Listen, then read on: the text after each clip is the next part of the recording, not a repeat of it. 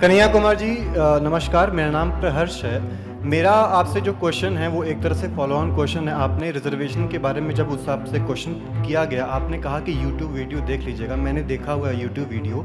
उसमें आपने ये कहा था कि बेसिकली जाति के आधार पर रिजर्वेशन मिलना चाहिए, क्योंकि आप जाकर मंदिर में देखिए जो पुजारी हैं वो किस कास्ट के हैं और जो गटर साफ़ कर रहे हैं वो किस कास्ट के हैं। ये जो समाज में असमानताएँ हैं, इसके बेसिस पर आपने कहा था कि रिजर्वेशन मिलना चाहिए, मैं मानता हूँ। मेरा आपसे प्रश्न ये है कि रिजर्वेशन आज तो लगा नहीं, इसको लगे हुए मतलब अरसा बीत गया है। अगर ये वाकई में एक इफ़ेक्टिव टूल होता इन असमानताओं को कम करने के लिए, तो ये अब तक वर्कआउट कर दिया होता। अगर ये वर्कआउट नहीं कर रहा है, तो आप जो कि इस देश के बहुत ही महानतम यूनिवर्सिटी से पढ़कर निकले हैं, क्या आपको ऐसा लगता है कि रिजर्वेशन में एक बहुत बड़े सुधार की ज़रूरत है, जहां पर जो पुराने रूल्स हैं उनको हटाया जाए, नए रूल्स को लाया जाए, जो असमानता की श्रेणी में सबसे नीचे पायदान पर हैं उन पर ज़्यादा ध्यान दिया जाए, और जो रिजर्वेशन का फायदा उठा चुके हैं उनको उस बेनिफिट स्कीम से निकाल दिया जाए? ठीक है, देखिए आप जो बात कह रहे हैं वो बात ऑलरेडी हो रहा है। प्रॉब्लम क्या होता है कि हम लोग, माने हम भी ऐसा करते हैं, बहुत सारे लोग ऐसा करते हैं, कन्वीनियंटली हम कोई चीज़ देखना चाहते हैं और कोई चीज़ नहीं देखना चाहते हैं। अब हमने जब कहा रिजर्वेशन, तो रिजर्वेशन के साथ साथ हमने एक और वर्ड का इस्तेमाल किया, एफर्मेटिव एक्शन। एफर्मेटिव एक्शन में जो है रिजर्वेशन के आप एक फॉर्म की बात कर रहे हैं जहां लोगों को नौकरियों में आरक्षण दिया जाता है। इसके अलावा बहुत सारे ऐसे एफर्मेटिव एक्शन हैं जो सोसाइटी के दूसरे मार्जिनलाइज्ड सेक्शन के लोगों के लिए उसके प्रावधान किए जाते हैं। मसलन मैं एग्जांपल देता हूं समझने के लिए बार बार, कि मेट्रो में, दिल्ली मेट्रो में आगे का एक बॉगी जो रिजर्व किया गया है महिलाओं के लिए, ये भी एक फॉर्म ऑफ एफर्मेटिव एक्शन है कि सोसाइटी के भीतर जो कमज़ोर लोग हैं उनको इक्वलिटी की श्रेणी में लाने के लिए आपको हमेशा एफर्मेटिव एक्शन की ज़रूरत पड़ेगी। और समय समय पे एफर्मेटिव एक्शन के अंदर रिफॉर्म भी होते रहते हैं, नए कैटेगरी शामिल किए जाते हैं, पुरानी कैटेगरी को हटाया भी जाता है। जैसे ओबीसी रिजर्वेशन जब लागू किया गया तो उसमें क्रीमी लेयर के प्रावधान को जो है वो शामिल किया गया है। तो व्यवस्था ऐसे ही चलती है, वक्त के साथ पुरानी चीज़ें हटती हैं और नई चीज़ें उसमें शामिल होती हैं। और इसको भी समाज के उसी प्रोसेस की तरह देखना चाहिए। जैसे आज आप खराव नहीं पहनते हैं, आज आप धोती नहीं पहनते हैं, वक्त के साथ वो चीज़ें जो हैं वो निकल गई हैं और आपने जो है नए पोशाक जो हैं वो शामिल कर लिए हैं। असल बात जानते हैं क्या है? असल बात ये नहीं है कि लोग इस प्रोसेस को समझना नहीं चाहते हैं। असल बात यह है कि लोग इस पूरे के पूरे प्रोसेस के ही खिलाफ हैं, क्योंकि जिसको प्रिविलेज मिल गया है वो नहीं चाहता है कि किसी और को ये प्रिविलेज मिले। ये जो बेईमानी है, ये बेईमानी को समझना बहुत जरूरी है। जबकि साइंटिफिकली यदि आप सोसाइटी को देखते हैं, मान लीजिए मेरा जो शरीर है, मैं बार बार इस एग्जाम्पल को देता हूँ, मेरा हाथ, एक हाथ, दाहिना हाथ यदि बहुत लंबा है तो ये स्वस्थता की निशानी नहीं है, ये जो है विकलांगता की निशानी है। इस बात को हमको समझना चाहिए। और एफर्मेटिव एक्शन जो है वो दुनिया भर में दिए गए हैं। आप किसी विकसित देश की बात कर लें या किसी सबसे ज़्यादा अंडर डेवलप्ड कंट्री की बात कर लें, हर जगह एफर्मेटिव एक्शन को देने की ज़रूरत होती है। सोसाइटी की में जो इनइक्वलिटी है उसको, उसकी खाई को पाटने के लिए, इक्वलिटी को एस्टेब्लिश करने के लिए। लेकिन यहाँ दिक्कत यह है कि इक्वलिटी को एस्टेब्लिश करने के लिए जो भी एफर्मेटिव एक्शन लिए जाते हैं उसके खिलाफ एक माहौल बनाया जाता है। और माहौल इसलिए बनाया जाता है ताकि वो जो प्रिविलेज लोग जो पावर स्ट्रक्चर में रूलिंग क्लास का हिस्सा हैं, वो नहीं चाहते हैं कि अपना पावर किसी और से शेयर करें। अब एक एग्जांपल मैं आपको देता हूं, बिल्कुल अलग एग्जांपल। मैं जब आपने कहा कि महानतम यूनिवर्सिटी, महानतम तो नहीं है, हाँ ठीक है, हमारी यूनिवर्सिटी है तो इसका क्या मतलब है हम कह दें कि महानतम है। देश के राष्ट्रपति ने जो है उसको बेस्ट यूनिवर्सिटी का अवार्ड दिया है। उस यूनिवर्सिटी में जब मैं पढ़ रहा था तो बार बार ये सवाल पूछा गया कि आप सब्सिडी कब पे पढ़ रहे हैं। ठीक है, अगर सब्सिडी गलत है, अगर सब्सिडी मेरे लिए गलत है, कन्हैया कुमार के लिए गलत है, तो सब्सिडी उसके लिए भी गलत है ना, जिनका बच्चा जर्मनी में जाकर के सब्सिडी पे पढ़ रहा है। जो लोग सब्सिडी का विरोध भारत में कर रहे हैं उनको वो सब्सिडी जर्मनी में लेने में, यूके में लेने में बहुत मजा आ रहा है। ये अफ्रीकन स्टडीज क्या होता है, और अपना बच्चा वहां जाकर के स्पेनिश स्टडीज पढ़ रहा है, वो उनको बहुत मजा आता है। बड़े शौक से ऑफिस में जो है एकदम बड़ा शौक से खुश होकर के, you know my child got a seat in Germany in Berlin university. वहां आपको सब्सिडी अच्छा लग रहा है, यहाँ आपको सब्सिडी खराब लग रहा है। मैं यही कह रहा हूं कि वो तो एक एफर्मेटिव एक्शन का एक विकृत रूप था ना, कि पुजारी का बेटा ही पुजारी बनेगा। हमने क्या कहा, कास्ट रिजर्वेशन जो है वो कोई संविधान के लागू होने के बाद थोड़ी शुरू हुआ है। हजारों साल से जो कास्ट रिजर्वेशन चला आ रहा था उसको खत्म करने के लिए लागू हुआ है, लेकिन इसको क्या किया गया, इसको पलट दिया गया। आज वही हमारे जमहूरियत के साथ किया जा रहा है कि जमहूरियत को सर के बल खड़ा करने की कोशिश की जा रही है।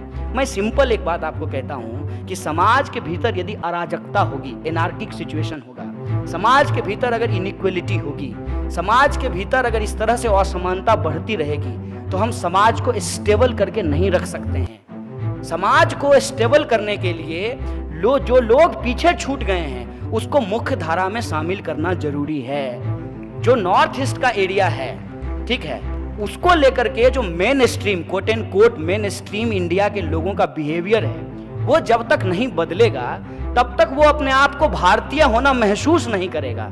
अगर उसको हम भारतीय होना महसूस कराना चाहते हैं तो इसके इस साइकी में इस बात को डालना पड़ेगा कि ये देश जितना बिहारियों का है उतना ही मणिपुर वालों का है। ये एस्टेब्लिश करना जरूरी होता है। ये एस्टेब्लिश करना जरूरी है कि जितने प्रिविलेज ब्राह्मणों को ऐतिहासिक रूप से मिलते रहे हैं, कम से कम एक सम्मानजनक जिंदगी जीने के लिए वही प्रिविलेज हमको दलितों को भी देना पड़ेगा, हमको पिछड़ों और अति पिछड़ों को भी देना पड़ेगा। ये वो प्रिविलेज जो इस देश के अंदर पुरुषों को मिलता रहा है, उस प्रिविलेज को काउंटर करने के लिए कम से कम उतना प्रिविलेज महिलाओं को देना पड़ेगा कि वो भी अपने आप को नागरिक महसूस कर सकें, इंसान महसूस कर सकें। अपने आप में ये कितनी शर्मनाक बात है, इस बात को आप सोचिए। जब कहते हैं एक शंकराचार्य साहब की औरतें जो हैं वो पुजारी नहीं बन सकती क्योंकि उनका शरीर अशुद्ध होता है। शरीर अशुद्ध से पैदा होकर के पुरुष शुद्ध हो जाते हैं और महिला अशुद्ध ही रह जाती है। ये जो मेंटालिटी है, इस मेंटालिटी को समझिए। और आपको मैं बता देता हूं, आप कहेंगे कि पढ़ने लिखने से सब कुछ हो जाता है, नहीं। वो साइकी को जब तक हम ब्रेक नहीं करेंगे तो सिर्फ पढ़ने लिखने से कुछ नहीं होता है। एक जज साहब ने कहा, माने कितनी दुखद बात है, कि केरला में बाढ़ इसलिए आ गया क्योंकि सबरीमाला मंदिर में महिलाओं को प्रवेश दे दिया गया। अब मुझे बताइए, तो गुजरात में भूकंप इसलिए आ गया था वहां पे लोग ढोकला खाते हैं? क्या इसका मतलब है? ये जो इलॉजिकल चीजें हैं, इस इलॉजिकल चीजों का इस्तेमाल इसलिए किया जाता है मेरे दोस्त, ताकि हम अपनी नाकामी की जिम्मेवारी किसी और के कंधे पे डाल दें। और ये सरकार उसमें मास्टर है, अपनी नाकामी की जिम्मेवारी दूसरी पॉलिटिकल पार्टी पे डालती है। उसी तरीके से हम अपनी नाकामी की जिम्मेवारी जो है, रिजर्वेशन देश में है इसलिए हम बेरोजगार हैं, ये हमको एस्टेब्लिश करने के लिए सिखाया जाता है। एक बात मुझे बताइए, ईमानदारी से सोच के बताइएगा, मात्र 1% नौकरियां, 1% से थोड़ा सा ज्यादा पब्लिक सेक्टर की नौकरी बची है इस देश में। पब्लिक सेक्टर को छोड़ करके और कहीं रिजर्वेशन नहीं है, ये बात तो आप जानते हैं। तो मात्र जब 1 से 1.5% नौकरियां पब्लिक सेक्टर में बची है तो देश में बेकारी क्यों है? 99% नौकरियां तो प्राइवेट सेक्टर में है, तब देश में बेरोजगारी क्यों है? असली मुद्दा है बेकारी। और इस बेकारी के मुद्दे पे सब लोग एकजुट होकर के संघर्ष नहीं करें, इसीलिए रिजर्वेशन को एक मुद्दा बना करके रखा गया है। 5 कुर्सी है, 5 कुर्सी में से 3 कुर्सी मान लीजिए रिजर्व है, तो कोई रिजर्व कैटेगरी के किसी 3 ही व्यक्ति को 3 कुर्सी मिलेगा ना, बाकी 2 कुर्सी जो है वो ओपन कैटेगरी में रहेगा।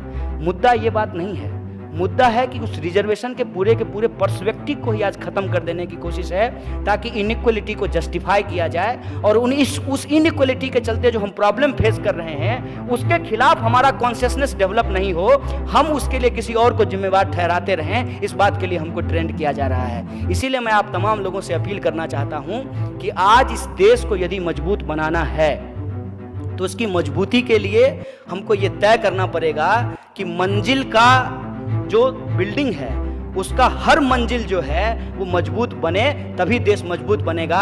क्योंकि देश के लोगों से बनता है। जब तक देश को में रहने वाले लोगों को हम मजबूत नहीं बनाएंगे, जब तक देश में रहने वाले लोगों के लिए डेवलपमेंट नहीं होगा, तब तक देश का भी डेवलपमेंट नहीं होगा। ये पर्सपेक्टिव को हमको समझना चाहिए, ये इंपॉर्टेंट बात है। And really, one last and final question. This young girl here, I'm sorry, no more. Hello, sir.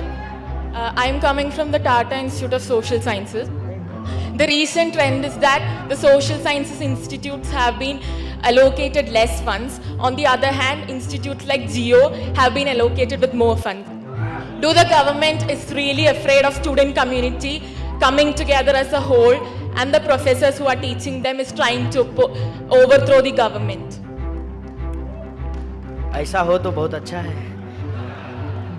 देखिए आप एक्चुअली आपने जो सवाल पूछा है वो सवाल नहीं है, वो जो हम लोग बोल रहे हैं उसी बात को आपने एक कदम आगे बढ़ाया है। मैं उस पहलू को छुआ नहीं था, आपने उस पहलू को टच किया कि यही समझना चाहिए हम लोगों को कि जिस कंपनी का आप नाम ले रहे हैं उसके मालिक जो हैं मुकेश अंबानी, वो उनकी कंपनी प्रत्येक दिन पिछले 1 साल में 300 करोड़ रुपया कमाई है रोज।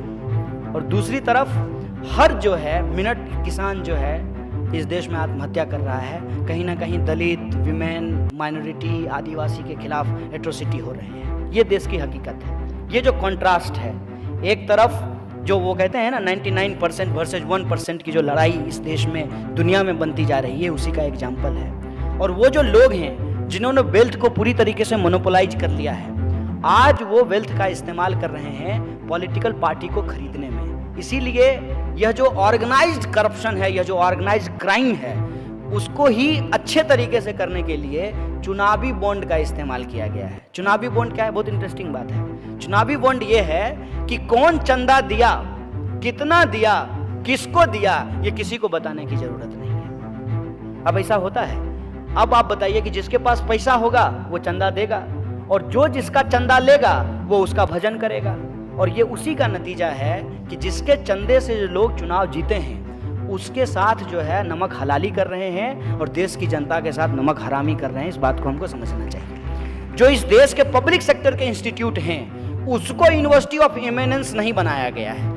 मैंने ऐसा कहीं होता है? जो यूनिवर्सिटी बनी ही नहीं है, बनने से पहले ही एमिनेंस हो गई है, क्योंकि वो जो है रिलायंस की यूनिवर्सिटी है। इस साजिश के खिलाफ ही हम लोगों को ये समझना चाहिए कि तमाम लोगों को इकट्ठा होने की ज़रूरत है। देश के भीतर यह जो इनइक्वलिटी है इसको टिकाए रखने के लिए, इसको बनाए रखने के लिए कास्टिस्ट, कम्युनल, तरह तरह के जो है कार्ड खेले जा रहे हैं, ताकि ये इनइक्वलिटी जो है इस देश में चलता रहे। जब तक हम इनइक्वलिटी को फाइट आउट नहीं करेंगे तब तक देश विकसित नहीं होगा, देश मजबूत नहीं होगा और देश आगे नहीं बढ़ेगा। यही सबसे प्रमुख चुनौती है। जिनके सवाल छूट गए उनसे आग्रह है कि साहस करके अगली बार अब आप अपने कार्यक्रम में बुलाइएगा, एंटी नेशनल होने का सारा खतरा उठाइएगा, वहां पे हम आपके सारे सवालों का जवाब देंगे। बहुत बहुत शुक्रिया आप तमाम लोग।